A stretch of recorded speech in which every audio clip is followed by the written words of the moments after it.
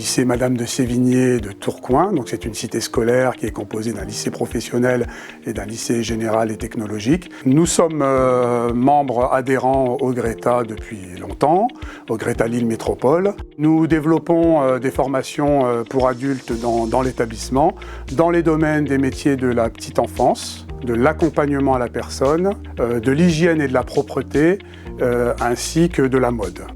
Le public est principalement un public de demandeurs d'emploi et un public qui cherche à se reconvertir professionnellement. Les formations du GRETA sont des formations en formation continue. On a aussi l'ambition de faire de l'apprentissage.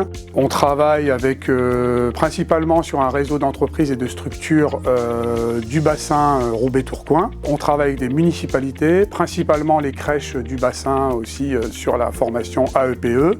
On est très content de notre taux de réussite puisque depuis plusieurs années on est à 100% de réussite à l'examen du CAP AEPE et on a, selon nos statistiques, 80% d'insertion professionnelle pour nos apprenants. Donc on est très fiers de nos résultats.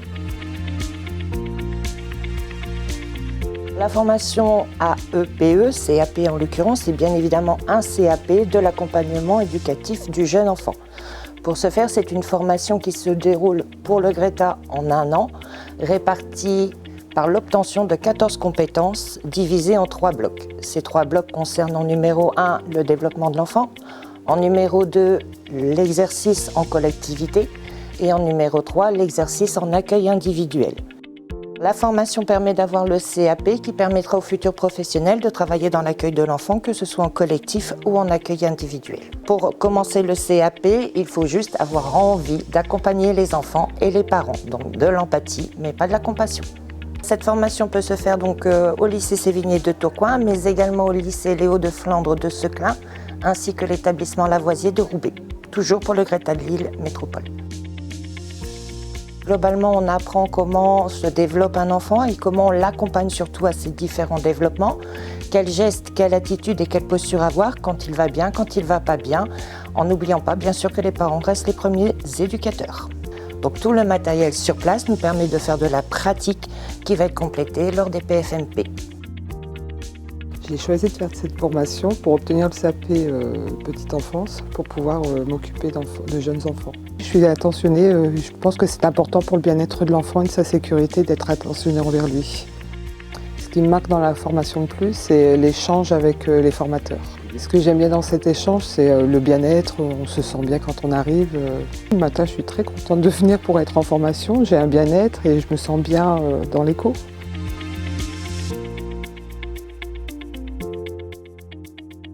Alors Coralie va sortir Mia de son berceau, mais en préservant son dos, et les postures vont être adaptées également à la sécurité et à l'appareil locomoteur du jeune enfant. Donc pour sa sécurité, elle va bien le prendre sous la nuque. Et pour le rassurer, elle va énormément communiquer avec l'enfant, lui expliquant, verbalisant chaque action qu'elle fait. Donc là, elle va le déshabiller partiellement afin d'effectuer un change, puisqu'après la sieste, la couche est forcément souillée.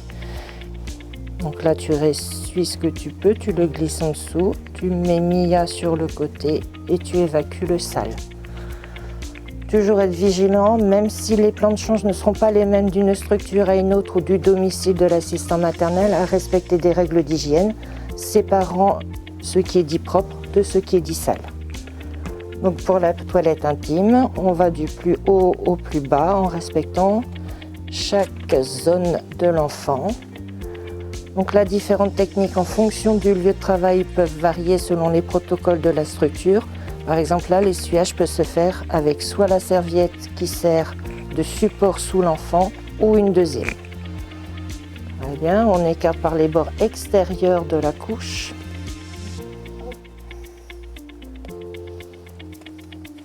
Sans mettre les doigts à l'intérieur afin de ne pas mettre de microbes dans ce qui sera au contact de la peau de l'enfant.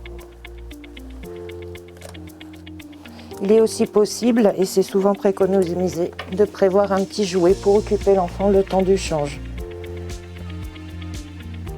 Là, la professionnelle a fait le choix de plutôt être dans la communication et l'échange relationnel que le temps de la toilette permet. Donc là, Coralie va maintenant repositionner Mia afin d'aller le mettre sur le tapis d'éveil où elle pourra s'épanouir sensoriellement.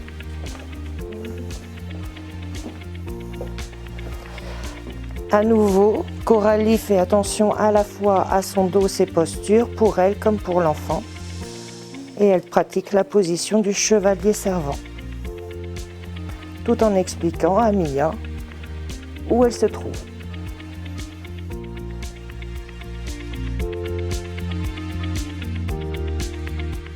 Les stagiaires, une fois diplômés, peuvent soit travailler directement sur le milieu professionnel, en accueil collectif ou individuel, ou en animation du jeune enfant.